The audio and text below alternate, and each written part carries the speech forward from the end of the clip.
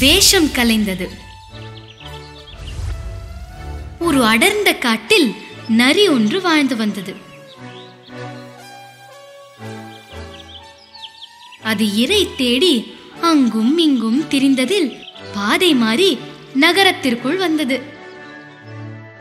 அங்கே ஒரு வீட்டின் முன்பு மிகப்பெரிய தொட்டி இருந்தது.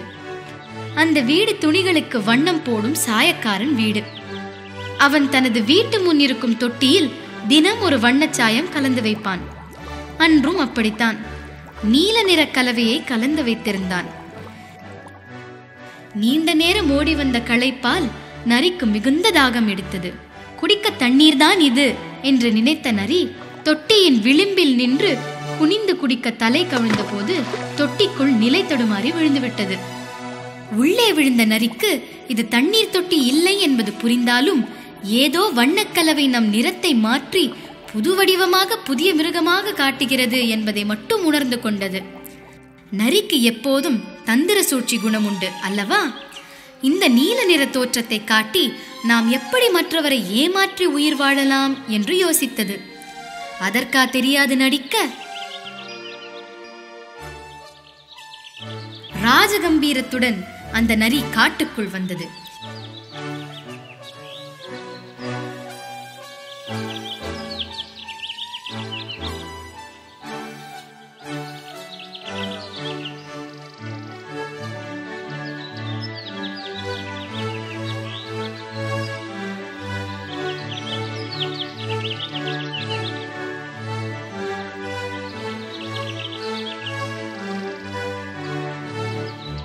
எல்லா மிருகங்களையும் அழைத்தது. ஒரு தலைவன் போல் பேசத் தொடங்கியது. எல்லோரும் நான் சொல்வதை கவனமாக கேளுங்கள். நான் கடவுளின் வரம் பெற்றவன். இங்கே உள்ள காட்டு விலங்குகளுக்கு எல்லாம் நானே இனி தலைவன். அதனால்தான் கடவுள் எனக்கு நீல நிறத்தை பரிசாக கொடுத்து உங்களிடம் அனுப்பியுள்ளார். எனவே நீங்கள் எல்லோரும் என் உத்தரவுக்கு கீழ்ப்படிந்து நடந்து கொண்டால் உயிர் பிழைக்கலாம். மறுத்தால் என்னை அவமதிப்பது மட்டுமின்றி அந்த கடவுளையும் அவமதித்த குற்றத்துக்கு ஆளாவீர்கள். நான் தங்குவதற்கு அரண்மனை போன்ற குகையும் தினமும் விருந்தும் எனக்கு நடக்கட்டும். நீங்கள் இனி கலைந்து போகலாம். கடவுளின் பிரதிநிதியாக ஒருவர் நம் காட்டுக்கு வந்திருக்கிறார் என்றால் அவருக்கு நடக்க வேண்டிய உபசரிப்புக்கு பஞ்சமா என்ன? நரி அரசன் போல அமர்ந்திருக்க, இடதுபுறம் சிங்கமும் வலதுபுறம் புலியும் பாதுகாவலர்களாக நின்றிருக்க, குரங்குகள் கையில் தட்டு நிறைய திராட்சை பழங்களுடன் காத்திருந்தன. மயில் சபையில் ஆடியது, குயில் சங்கீதம் பாடியது, கரடி சமையல் வேலைகளை பார்த்தது, மான்கள் சின்ன சின்ன உதவிகளை செய்தது. எங்கே தனது சுயரூபம் தெரிந்து விடுமோ என்று எண்ணி பயந்த தந்திர நரி தன் இனத்தார் கண்ணில் மட்டும் படாமலே தப்பித்து வந்தது. ஆனால் நரிகள் கூட்டத்தில் இருந்து ஒரு நரியை காணவில்லை என்பதும், யாரோ புதிதாக காட்டுக்கு தலைமை ஏற்று வந்திருக்கிறார் என்பதும் மற்ற நரிகளை குழப்பத்தில் தள்ளியது.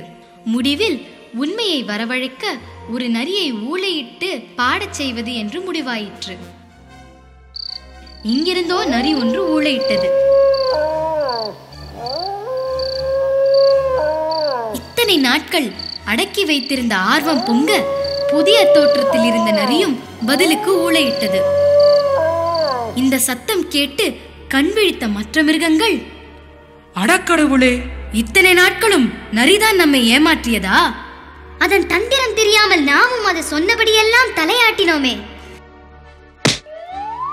என்று எல்லா காட்டு விலங்குகளும் கடும் கோபம் கொண்டு நரி மீது பாய்ந்து கடித்து குதறின.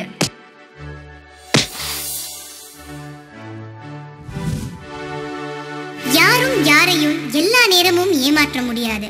உண்மை என்றாவது ஒரு நாள் வெளிப்பட்டே தீரும்.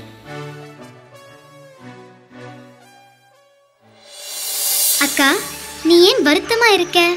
நான் என்னத்தா சொல்ல, உன்னையும் உன்னோட நண்பர்கள் மீன் கூட்டத்தில் பாட்டு வேணுமா பாப்பா, பாட்டு வேணுமா, பாட்டு வேணுமா? நரியாரே, எனக்கு மிகவும் பசி.